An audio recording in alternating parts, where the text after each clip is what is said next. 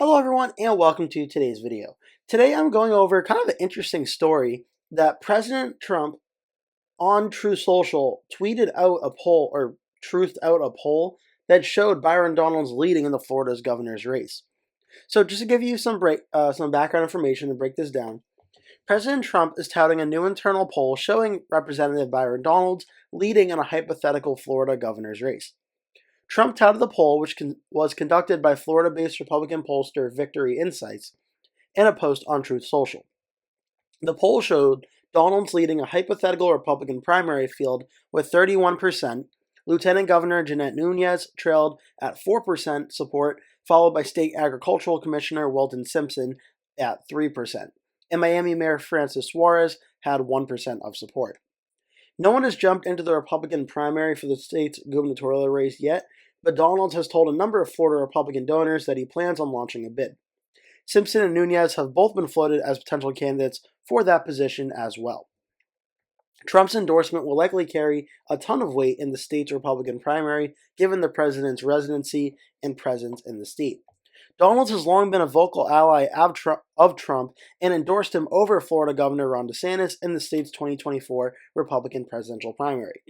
Donalds sat in Trump's box during the Republican National Convention last year, and last month Trump gave Donalds a huge shutout in the inaugural parade. "Stand up, Byron," Trump said at the parade last month. "What a future this one has."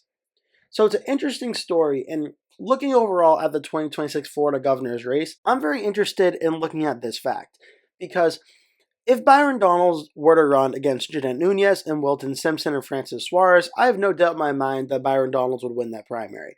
But a very interesting situation here that's kind of going underreported is Matt Gaetz, the former U.S. representative and very close ally of President Trump, has also publicly expressed interest in running for this race.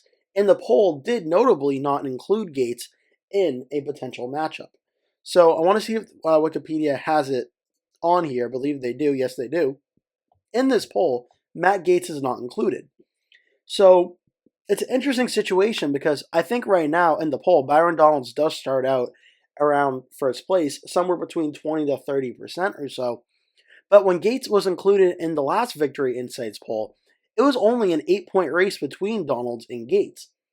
And there was 43% undecided. In this one, Gaetz was not included and Donalds at 34%. Now you may be saying, okay, both of them are allies of President Trump. So would Donalds and Gaetz run against each other in a primary? I would probably lean on they wouldn't, and whichever one does run, I'm going off the assumption Byron Donalds would be the candidate who ends up running. Gaetz would probably endorse him, but maybe Gaetz decides, no, I really want to be governor of Florida and runs against Donalds. Well, President Trump already tweeted his support for Byron Donalds in this post. Does Trump officially endorse Donalds and set up a primary battle of Donalds versus Gaetz? It's a very interesting situation that I think for this race is really not being talked about all that much. Is Matt Gaetz, I think, also wants to run and also wants to be governor.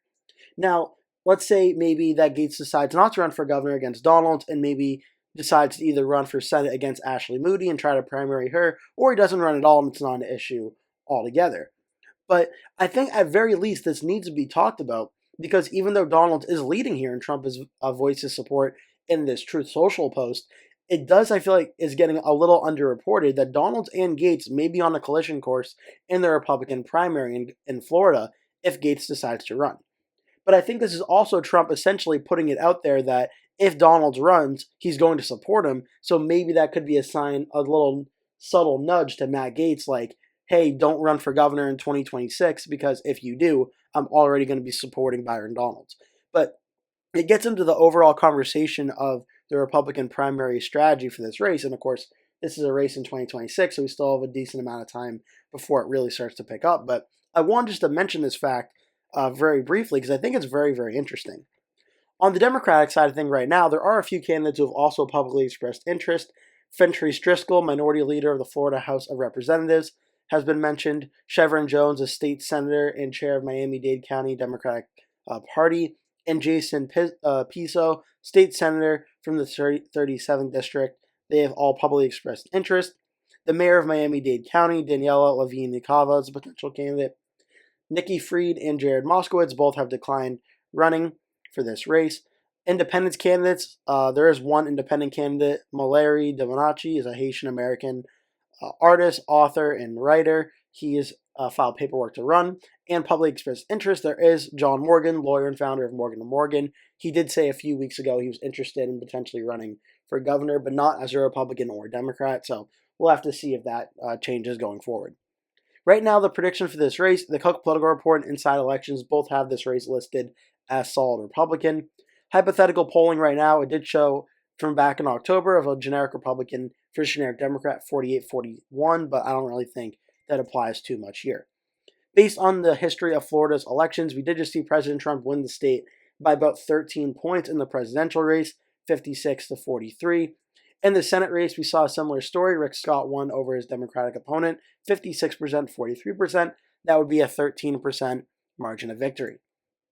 Looking back at the governor's race, the last time Florida was on the ballot, Ron DeSantis won re-election 19.4%. Of course, back in 2018, it was a very, very close race. The first time DeSantis won by 0.39%, but that feels like quite a long time ago now. Florida has moved a lot to the Republican direction in recent years. So looking at the governor's map for 2026 right now, I see about 6 governor's races that I think are going to be really competitive as of right now, and I don't think Florida is one of them. Florida, I think right now starts off by over 15% margin of victory for the Republicans. I think if it's Donalds versus whoever the Democrat is, I think Donalds will win by a minimum of like 15 to 16%, and I think he would win in a safe Republican margin. But I wanted to share this video with you because I thought this was interesting. I'm curious to hear your thoughts about this. Make sure to leave a comment below telling me what your thinking is. Make sure to also give the video a like, and remember to click subscribe so you get posted when I post a new video, or you get notified when I post a new video, rather, every single day. So make sure you check those out. Thank you so much for watching. I hope to see you in a future video. That will do it for today's video. Thank you so much for watching. If you enjoyed the video, please remember to give it a like. And if you really liked it, please remember to click the subscribe button. And make sure you turn post notifications on so you always get notified when I post a new video. That way you never miss one. Also, please remember to share this video with your friends and family if you really like the video. And remember to stay tuned because I'll be posting at least one video every single day leading up until Election Day. So I'd really appreciate it if you keep coming back and watching those videos. Thank you so much for watching, and I hope to see you in a future video.